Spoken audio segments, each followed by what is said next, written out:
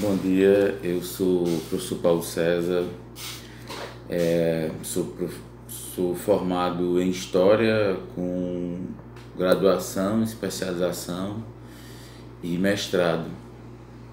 E também sou pesquisador e escritor.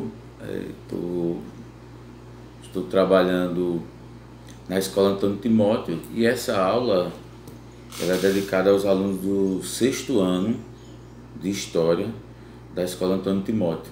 Estamos começando a utilizar o livro didático e eu vou tentar aqui passar para vocês algumas informações, algumas orientações de como proceder na sua leitura, na sua abordagem feita em casa, sozinho ou na companhia do pai.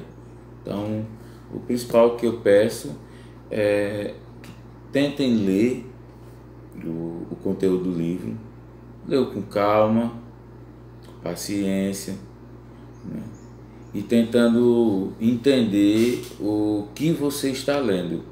Não adianta pular a leitura, porque senão você não vai entender basicamente o que está sendo estudado, o que está sendo colocado. O primeiro capítulo do nosso livro didático, está lá na página 6, é a história e o tempo, né? Então são coisas relacionadas, né? Mas a ciência ela aparece como a história aparece como a ciência que vai estudar os fatos ocorridos ao longo do tempo. Dependendo, nós podemos ter visões similares, iguais, né, de diferentes historiadores sobre um determinado fato ocorrido em algum espaço de tempo. Ao mesmo tempo, podemos ter também a mesma visão de algum acontecimento, né? Só que com interpretações diferentes, ângulos diferentes. Você pode contar uma história a partir da presença de 3 pessoas que viram um acidente de carro. O fato é o acidente do carro, mas as 3 pessoas podem estar diretamente ligadas àquele acidente e contar uma história sobre aquele acidente. E aí podemos ter o motorista do carro, podemos ter quem foi atropelado e podemos ter quem estava assistindo, quem estava passando na rua e assistiu ao acidente. É o mesmo acontecimento sobre óticas diferentes. Cada um vai dar a visão do que aconteceu. Então esse é o papel do historiador. Se ele puder, ele vai apresentar a visão dos 3 envolvidos no acidente, para que quem venha ter acesso às informações possam saber. Então, trocando em miúdos, o historiador seria o investigador da história, como temos os investigadores de polícia, que fazem as investigações para entender o que aconteceu em um crime. Então, o historiador ele passa a fazer isso, a investigar, se possível até interrogar, entre aspas, que na verdade é uma entrevista, os envolvidos em algum episódio, no caso ilustrado por mim, um acidente de trânsito, né? Um carro atropelou uma determinada pessoa. Aí então o primeiro capítulo é a história e o tempo. O que é que temos lá? Uma foto ilustrando a Copa do Mundo, né? Diz a legenda: jogadores da Seleção Brasileira de Futebol comemorando gol na Rússia, né? A Copa de 2018. A Copa do Mundo você está na torcida e o seu time está ganhando. O relógio informa que faltam 5 minutos para acabar o jogo. Como será que você vai se sentir durante esses 5 minutos finais? Agora, imagine o contrário, seu time está perdendo e que esses 5 minutos vão significar para você. O que eles vão significar para você esses 5 minutos? Em que situação você vai sentir o tempo passar mais rapidamente? O que é o tempo para você? Qual a importância do relógio na sua vida? Você tem o hábito de consultar o calendário? Olha, o jogo ilustra bem essa questão do tempo, né? Como tem o começo, né, com o apito do juiz, ao final, né, com acréscimos, e outros esportes também, né? Basquete, e até o último segundo o jogador pode fazer uma cesta e definir uma partida. Inclusive pode ser uma cesta de 3 pontos. Então o esporte está muito relacionado a essa questão do tempo. E aí cita essa coisa dos 5 minutos finais. Você que está com seu time ganhando, você torce para que o relógio acelere e o jogo acabe. Mas você que está com seu time perdendo e tem a esperança de virar o jogo, você fica naquela angústia, naquela tensão, esperando que o juiz dê mais um minuto, ou que aqueles 5 minutos que restam, virem 10, né, mentalmente, para que as coisas aconteçam dentro daquele prazo. E aí o livro pergunta se você consulta o calendário. Não sei quantos de vocês têm, mas é importante estar sempre atento ao calendário, ver o dia da semana, a data do dia da semana, saber os feriados, apesar de estarmos aí em meio à pandemia, e assim, acaba sendo que os feriados não pesam muito. Mas é importante entender calendário, os processos vistos no calendário, né? Então, ter essas informações.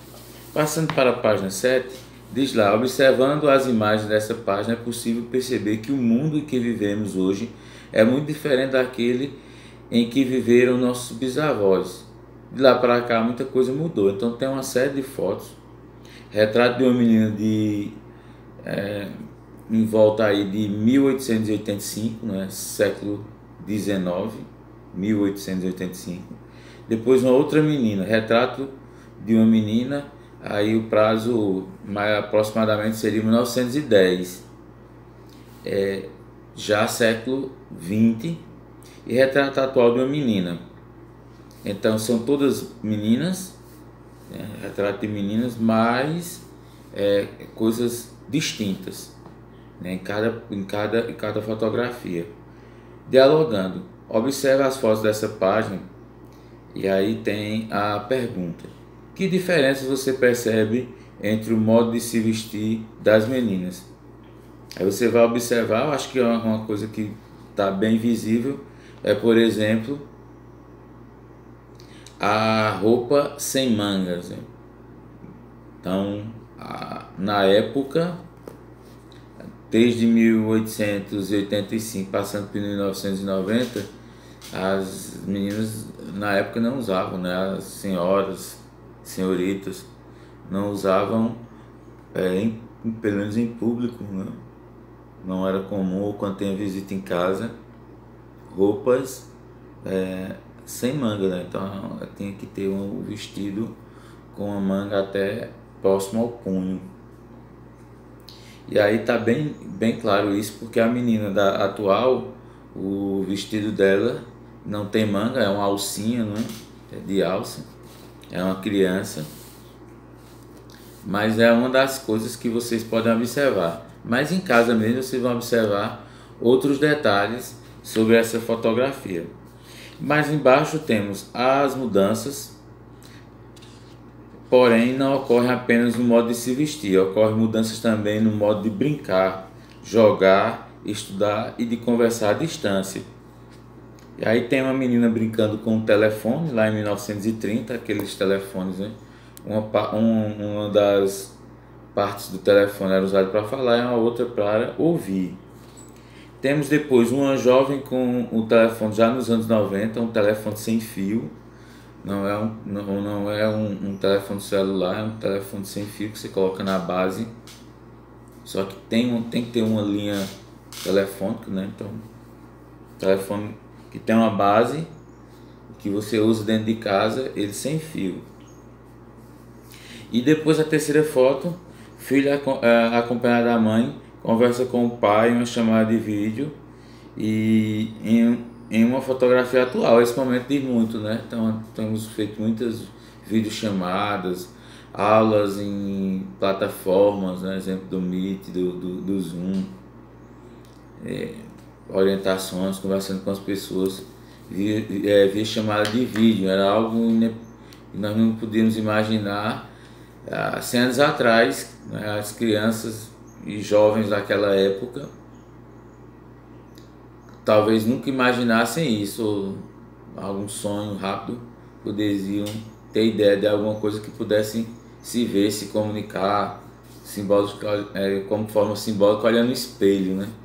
Olhando no espelho e tentando imaginar algum tipo de comunicação a partir daí. O que a história estuda? Página 8. Bem, você deve estar se perguntando aonde queremos chegar apresentando todas essas mudanças. Afinal, o que a história estuda? A história estuda justamente o processo de mudanças ocorridas na sociedade. Inclui-se aí as mudanças no campo da comunicação, né? Rádio, TV, próprio telefone, os jornais, que hoje praticamente não existem mais jornais escritos, as fontes de informação são via internet e na própria televisão, mas os jornais são chamados jornais digitais, e também aí vem as informações através dos sites, dos blogs de notícia. A mudança na moda, da alimentação, da construção de moradias, né?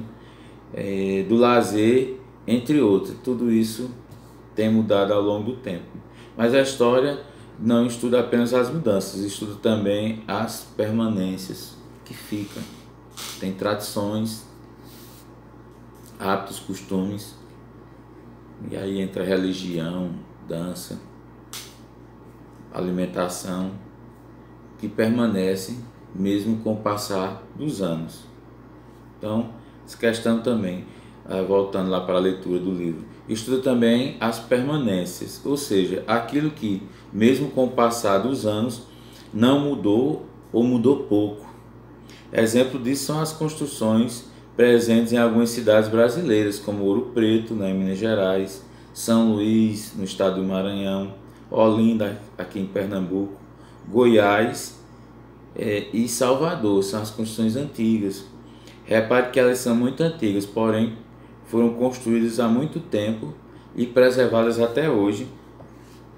Aqui em Serra Talhada tem alguns trechos aqui da cidade, temos construções antigas, estão se acabando infelizmente, porque a modernidade tem trazido novas perspectivas comerciais e de moradia, né? A necessidade de construir edifícios e casarões mais de 100 anos estão indo abaixo, literalmente indo abaixo, porque estão sendo derrubados para construir outros imóveis. E aí aqui no trecho da Concha, na Rua dos Correios, na Praça Sérgio Magalhães e também na Praça Barão do Pajeú, tem alguns tipos de imóveis antigos. Nessa página 8 encerra com a vista aérea do Largo da Sé, com destaque para a Catedral da Sé. A direita, construção iniciada em 1548, melhor dizendo, que é uma construção da época da colonização, né, da chegada dos portugueses ao Brasil. Um farol à esquerda, farol inaugurado em 1941, bem à esquerda da foto, situado no alto do Morro do Serapião, em Olinda. Essa é a foto de 2013. Aconselho a vocês que não tiverem a oportunidade de ir a Recife, visitarem Olinda, né? São cidades vizinhas, e no Alto da Sé é uma imagem belíssima. Você vê as duas cidades, tanto Recife como Olinda, o mar, o Alto da Sé, imagem bastante emblemática e muito bonita. O Brasil tem 19 sítios considerados como Patrimônio Mundial da Unesco, né? A Unesco é um órgão de proteção às tradições, à cultura ligada à ONU, dentre os quais estão os centros históricos da cidade de Ouro Preto, São Luís, Olinda, Goiás e Salvador. Na página 9, a permanência também pode ser percebida nas brincadeiras antigas e continua sendo praticadas hoje. Pular corda, por exemplo. Então, o seu avô, seu bisavô, sua bisavó brincaram de pular corda. Hoje, muito poucas crianças brincam, mas ainda é um sinal de permanência dessas tradições, desses hábitos que já existem há séculos. Brincar de peteca, não é? De boneca, de carrinho, de esconde-esconde, de amarelinha, são exemplos de permanência. E aí temos fotos de crianças brincando em 1953 de amarelinho, né? E uma criança brincando em 2016 também de amarelinha, dá uma diferença de 60 anos. Concluindo, a história estuda as mudanças e também a permanência. Procura perceber o modo como as pessoas vivem nos tempos antigos e como vivem hoje, bem como a relação entre aqueles tempos e os tempos atuais, ou seja, a história estuda o tempo passado e também o tempo presente. Vejam, a história estuda o tempo passado, que já aconteceu, e o presente também está relacionado à história, aos acontecimentos. Um grande exemplo é a pandemia. Estamos diante de um fato histórico, que é a pandemia do coronavírus, e que a cada acontecimento novo vivemos um momento histórico. As variantes, o número de mortos, então isso também é história. O registro do momento vai ser interpretado a posteriori, né, ao passar do tempo, com o passar do tempo, sobre a visão do leitor, de novos pesquisadores que vão rever tudo aquilo que foi escrito no momento em que aconteceu. Por isso pode-se dizer que a história é o estudo dos seres humanos no tempo. Então, escreva aí esse conceito no seu livro, você transcreve, melhor dizendo, do seu caderno, quando for falar, a data de hoje da aula, você coloca, e aí, conceito de história, escreva conceito de história, aí pega essa frase, página 9, na última linha, história é o estudo dos seres humanos no tempo, ou seja, a história, nossa história ao longo do tempo, história dos seres humanos ao longo do tempo. Vocês vão fazer as duas atividades. A primeira na página 10, tem um texto que é a história de Mark Bloch, fala sobre o livro dele, né, Apologia da História ou o Ofício do Historiador, um livro muito bom, eu tenho esse livro. Então tem a letra A, B, C e D, você só vai escrever as respostas. Resposta, atividade, página 10. Aí letra A, sua resposta. Letra B, sua resposta. Letra C, sua resposta. Letra D. As perguntas são mais interpretativas, de opinião. Então, tente ver o que é que você pode falar sobre esse texto. E a outra atividade é o tempo histórico e espaço, na página 15. Certo? É uma foto de uma estrada em Salvador, de uma avenida em Salvador, Bahia. É uma avenida à beira-mar e tem uma pequena texto e vocês novamente vão responder. Aí bota atividade, página 15, respostas. Só escreve as respostas. Letra A, B, C e D. Tudo bem? Bom, próxima aula nós vamos continuar a partir da página 16. Hoje só vai até a página 15. Qualquer dúvida, entre em contato, né, através do WhatsApp.